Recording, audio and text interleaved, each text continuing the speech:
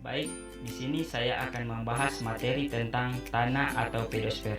Dari materi tanah ini, terdapat 3 subtopik yang akan saya bahas.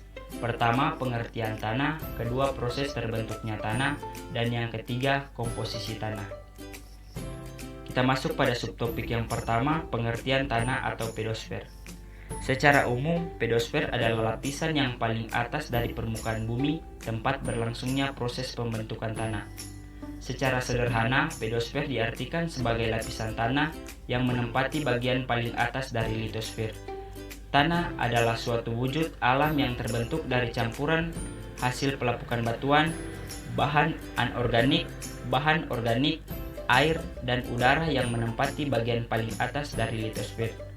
Ilmu yang mempelajari tanah disebut pedologi, sedangkan ilmu yang secara khusus mempelajari mengenai proses pembentukan tanah disebut pedogenesa.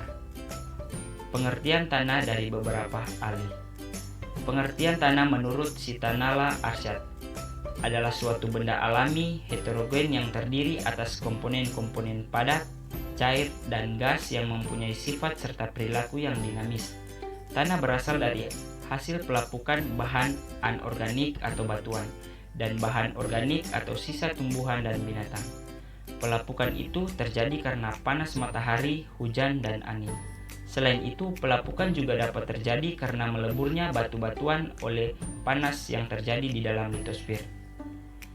Selanjutnya, menurut Friedrich Fallow, tanah dianggap sebagai hasil pelapukan oleh waktu yang menggeroti batuan keras dan lambat laun mengadakan dekomposisi.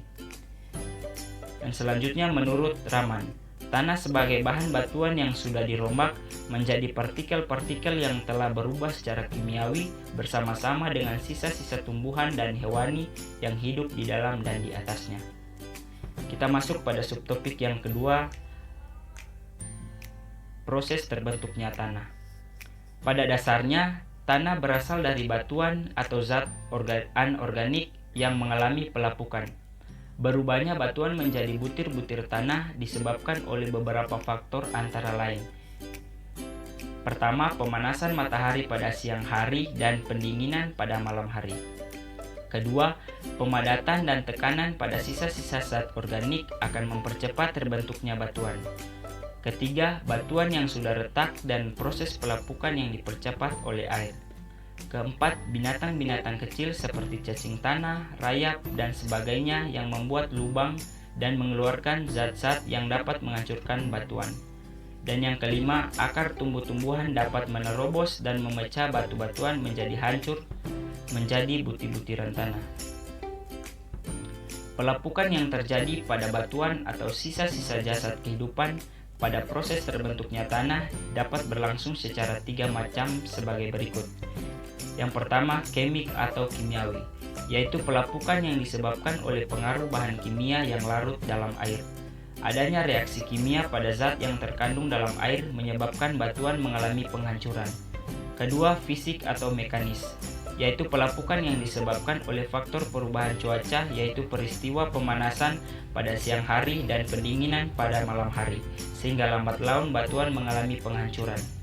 Ketiga, organik atau biologis, yaitu pelapukan yang disebabkan karena adanya tumbuhan yang hidup di atas batuan, misalnya lumut. Batuan yang ditumbuhi lumut lama-kelamaan akan mengalami pelapukan, sehingga hancur dan menjadi butir-butir tanah. Kita masuk pada subtopik yang ketiga, komposisi tanah. Tanah merupakan kumpulan benda-benda alam yang berada di permukaan bumi yang tersusun dalam horizon-horizon dan terdiri atas bahan mineral, bahan organik, air, dan udara.